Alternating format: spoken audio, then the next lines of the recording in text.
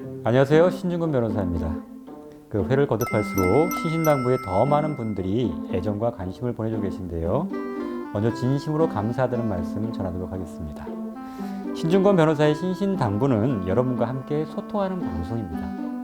법률적으로 궁금하신 부분, 고민 있으시다면 댓글로 남겨주시거나 메일 보내주시면 됩니다. 메일 주소는 new당부@gmail.com입니다. 어떤 분들은 사연을 주시면 다 이게 방송으로 내보내는 게 아닌가 해서 그것 때문에 부담스러워 하시는 분들이 있더라고요. 저희가 사연을 주시면 내용을 검토해보고 여러분들이 알아야 될 만한 사연이거나 공통적으로 많이 발생하는 어떤 사건 같은 경우에는 방송할 건지 여부를 사연자와 충분히 검토 후에 상의해서 여부를 결정할 테니까요. 너무 걱정하지 마시고 부담 없이 사연 보내주시면 됩니다. 자, 오늘 여러분이 보내준 실제 사연으로 상담을 진행해 보려고 하는데요.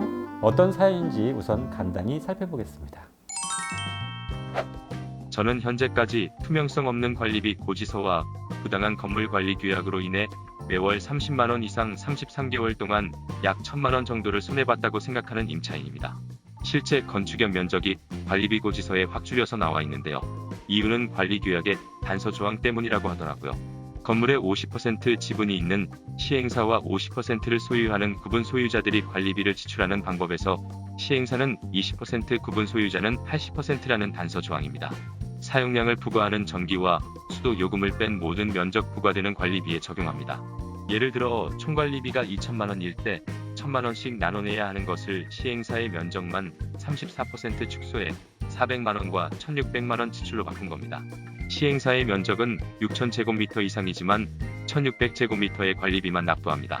관리용역업체와 시행사를 대변하는 관리소장은 최근까지 임차인들에게 아무런 해명도 설명도 없었고요.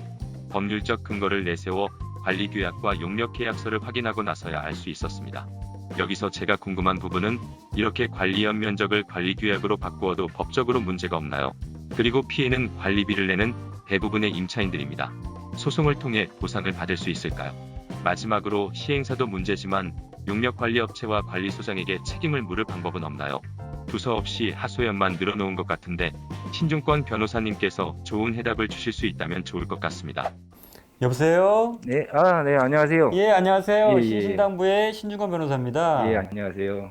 예, 사연 주셨죠? 네, 예, 사연의 내용은 대략적으로 제가 파악하고 있거든요. 우선 지금 보내주신 사연에 보면 시행사가 있다고 했는데 네, 이 시행사가 지금 혹시 주차장을 운영하고 있는 건가요?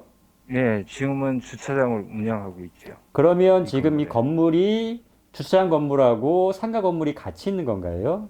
네, 그렇습니다. 그러면 등기부등본에는 하나의 건물로 나오나요? 네, 중개부 등본은 하나의 건물에 구분 소유자들이 이제 예, 예. 그러니까 각 상가도 갖고 있고 예, 예. 주차장 면적도 갖고 있는 걸로 해서 나오고 그럼 있습니다. 주차장도 하나의 건물로 해가지고 구분 소유가 돼 있는데 그게 지금 시행사가 그 소유자로 돼 있다는 거죠? 네, 자기네 지분이 총 건물의 한 48% 정도를 갖고 있어요. 아, 그러면 지금 공실은 없는 상태인 건가요? 그러니까 소유자가 지금 없는 그런 호실은 없는 건가요? 네, 지금 소유자 없는 호실은 없습니다. 그러면 혹시 이 건물에는 관리단이 혹시 결성돼 있나요?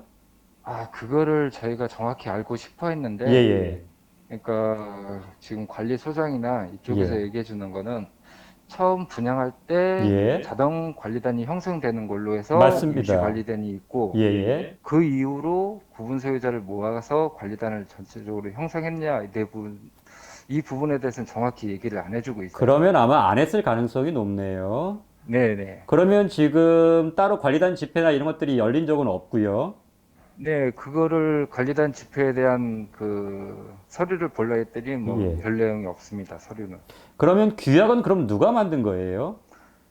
이거는 아마도 시행사 쪽에서 만들어서 아, 분양할 때부터 그걸로 시행을 해야 그러면 됩니다. 처음에 관리 규약은 시행사에서 만든 관리 규약 외에는 지금 네. 다르게 관리단 집회에서 만들어진 규약은 없다는 말씀이신 거죠? 네, 그런 것 같습니다. 그러면 지금 대부분의 경우에 그러면 소유자가 아니라 임차인들이 들어와 있는 상가인 거죠? 임대가 안 돼가지고 음. 부분 소유자들이 갖고 있는 게 몇 호실이 아, 있고요. 예, 예. 대부분은 지금 임차인들이 들어와 있는 상태고요. 예, 예. 물론 그 처음에 이제 다 분양이 되기 전까지는 보통은 이제 시행사가 관리를 위해서 뭐 관리 규약도 만들고 뭐 관리 위탁업체 정해서 이제 관리 시작하는데 이제 어느 정도 과반 이상이 분양이 되면 그때부터 이제 관리단이 결성이 보통 되거든요. 네. 그래서 이제 관리단은 보통은 이제 뭐 어떤 형식적인 절차를 거치기도 하지만 구분 사유자들이 전체로 해서 이제 관리단이 법적으로는 만들어지는 거고요. 네. 그래서 지금 말씀하신 거에 따르면 지금 시행사가 어떻게 보면 일방적으로 자기한테 특혜가 되고 있는 어떤 규약을 만들어서 지금 운영하고 있다는 거잖아요. 네, 맞습니다. 예, 그래서 이거를 뭐 보통 시정하는 방법은 뭐 다 아시겠지만 첫 번째가 관리 규약을 다시 제정하거나 변경하는 거겠죠. 네. 예, 그러려면 이제 구분 소유자 4분의 3 이상의 관리단 집회에서 구분 소유자 4분의 3 이상의 동의로 해서 결의를 하거나 아니면 서면 결의 5분의 4 이상이 필요한 걸 알고 계시죠? 네. 근데 이거는 어차피 현실적으로 좀 어렵잖아요. 예, 그래서 예. 구분 소유자들이 소송을 하려고는 그렇죠. 소송을 하는 걸로 알고 있고요. 그런데 한 가지 방법이 있어요. 네. 이게 뭐냐면 이 규약이라는 게 원칙적으로는 이제 개인들 사이에서 사적 자치로 정해진 거기 때문에 효력이 있어요. 아, 예, 그렇죠. 예, 그렇죠. 그러니까 원래 법에 물론 특별한 규정이 있으면 그렇게 따르겠지만 그렇지 않은 경우에 보통은 규약에 따라 하게 돼 있거든요. 네. 그래서 원칙적으로 지금 현행 규약은 따를 수밖에 없는 거긴 한데 그 규약이 만약에 공소양석에 반하거나 사회질서에 어긋나는 어떤 이상한 특별한 한쪽에 특혜를 주는 규정이 돼 있다면 네. 그게 무효라는 게 판례의 입장이에요. 아, 예. 그래서 지금 만약에 지금 그게 무효를 할 수 없다고 하면 이제 다수의 횡포에 따라서 사실은 불리하게 다른 사람들이 피해를 입을 수 있지 않습니까? 네. 그래서 그렇게 해서 마련된 게 바로 그렇게 무효화할 수 있는 어떤 그런 법적인 절차들이 있다는 거죠. 아, 예. 그래서 요거에 대해서는 많은 분들이 아직 모르고 계시는 분들이 좀 있더라고요. 그러니까 규약은 무조건 따라야 되는 거 아니냐라고 생각하시고 계신데 네. 그게 지금처럼 너무 일방적으로 한쪽에 당연히 지금 건물의 관리에서의 비용은 지분 비율대로 다 내야 되는 게 당연하잖아요. 네. 그러니까 지금 말씀하신 것처럼 뭐 42%든 뭐 50%든 간에 그 정도 비율을 가지고 있다면 당연히 관리비도 그 정도를 내야 되는데 자기네들이 이제 처음에 관리 규약을 만들다 보니까 자기네한테 유리하게 자기네들은 20% 정도만 내고 나머지는 다 이제 다른 구분소들이 내게 만들어 놓은 거잖아요. 예, 그러니까 그렇습니다. 일방적으로 아주 너무나 불리한 거기 때문에 이건 사회관념상 정당성 있다고 보기는 어렵다고요. 아, 요거는 소송을 통해서 네. 두 가지를 할 수 있을 것 같아요. 첫 번째는 뭐냐면 네. 우선은 이 관리 규약의 효력이 무효라는 것, 무효 확인 해소를 제기할 수 있을 것 같아요. 아, 그렇죠. 그러니까 무효 확인만 보더라도 이게 당장 이거는 뭐 다른 분쟁들이 다 해결될 수 있는 부분들이 있으니까 예. 그렇게 해결할 수 있을 거고 만약에 아니라면 또 한 가지는 뭐냐면 그러면 이제 내가 그동안 냈던 거는 그럼 어떻게 할 거냐. 예. 근데 과다하게 지금 부당하게 더 저기 관리비들이 있지 않습니까? 예, 예. 그거에 대해서 이제 부당이득 반환 청구를 하면서 네. 이제 그 근거로서 이 관리 규약이 무효다. 아, 예. 그걸 주장할 수도 있을 것 같아요. 근데 이게 한 가지 또 거기서 검토해야 될 게 뭐냐면 네. 원칙적으로는 이 관리 규약이라든가 이런 것들에 대해 다툴 수 있는 거는 구분 소유자예요.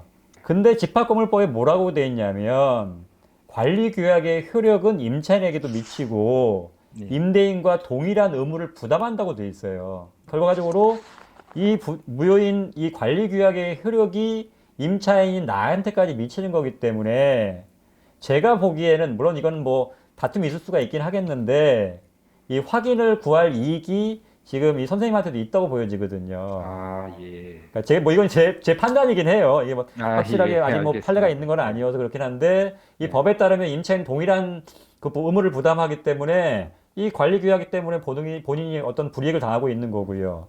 네. 그래서 이 소도 선생님이 직접 제기할 수 있지 않을까라는 게 제 생각입니다. 그래서 뭐 이거를 현실적으로 가장 빠른 건 물론 관리 규약을 개정하는 거긴 하겠지만 현실적으로 지금 어렵기 때문에 네. 차선책으로서 구분 소유자든 아니면 임차인이든 이 관리 규약의 효력이 지금 무효라는 걸 지금 확인을 구하시거나 네. 아니면 내가 지금까지 낸 관리비, 부당하게 낸 관리비를 돌려달라고 하시면서 이 관리 규약이 무효라고 주장하시는 방법. 요 예. 방법을 취하시는 게 지금으로서는 가장 현실적인 방법일 것 같습니다. 혹시 혼자 개인 하는 것보다 임차인들을 많이 모아서 그렇죠. 이런 소송일수록 어차피 이거는 갑의 어떤 횡포거든요, 사실은. 네. 이런 것들은 지금 피해보고 있는 을 입장에서 힘을 모아서 그 다수 저기 갑질에 대해서 대응하는 게 네. 오히려 이 문제에 대해서 심각성을 좀 알릴 수도 있고 예. 법원으로 하여금 이게 이런 문제가 지금 한 개인의 문제가 아니라 네. 이 건물 전체의 문제구나라고 해서 어떤 심각성을 더 느끼게 할 수도 있기 때문에 네. 제가 생각하기에는 가능하면 많은 분들을 모아서 네. 그렇게 그 소송을 제기하시면 어쩌면 소송이 제기되고 나서 시행사 쪽에서 어떻게 보면 이게 다수가 이렇게 되면 오히려 그 쉽게 또 개정하는 쪽으로 바꿀 수도 있어요. 네. 그러니까 이왕이면 여러 사람들이 모여서 이 문제 논의하시고 이렇게 방법이 있을 것 같으니까 함께 해보자 네. 라고 힘을 모으시는 게 지금 필요해 보입니다. 근데 워낙 다 그 자영업 하는 사람이 맞아요. 많으니까 예. 모이기가 힘들더라고요. 맞습니다. 그래서 지금 사실상 전국에 있는 집합 건물들 대부분이 사실 이런 문제를 안고 있어요. 네. 그러니까 제가 예전에 이게 현직에 있을 때도 이 집합 건물에 관련해서 전문 재판부로 다뤘었는데, 네. 그러니까 이게 지금 만약 10개 집합 건물이 있으면 10개 다 문제가 있어요. 제대로 운영되는 경우가 거의 없다는 말이죠. 예. 그만큼 심각한데 보통은 이제 구분 소유자들 같은 경우에는 이제 대부분 임대를 하기 때문에 네. 거기에 관심을 잘 안 갖고, 그다음에 임차인들은 직접적으로 피해를 보고 있지만 본인들이 할 수 있는 게 별로 없다 보니까 네. 문제 해결이 안 된다는 거죠. 네. 그래서 지금 제가 말씀드린 방법이 어떻게 보면 거의 유일한 방법이 될 수도 있는 거라서 법원을 통해서 이걸 좀 이런 문제들을 바로잡아 달라 이렇게 호소하시는 게 가장 현실적으로 효율적인 방법일 것 같습니다. 이번에 또 법률 찾아보다 보니까 예, 이번에 장경태 의원이 하고 해서 대표 발의해서 예. 이 집합 건물의 소유 관리에 대한 법률을 개정을 하시더라고요. 예. 근데 저도 이걸 법률을 이제 몇 번 많이 읽어봤지만 예. 관리 일의 선의에 의해서 그냥 잘 운영되기를 바라는 거 맞아요. 그게 다더라고요. 맞아요.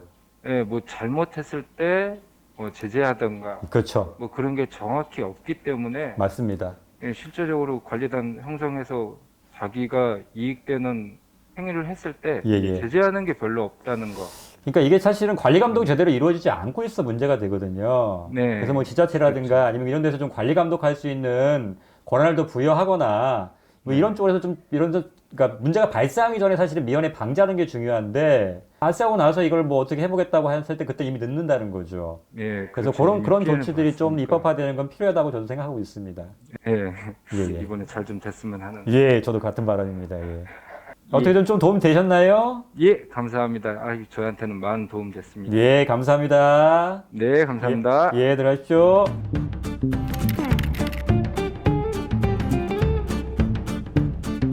오늘 준비한 내용은 여기까지입니다. 우리 신신당부 구독자 여러분들에게 실질적인 도움을 드릴 수 있는 채널이 되기를 바랄게요. 좋아요, 구독하기 꼭 부탁드리고요.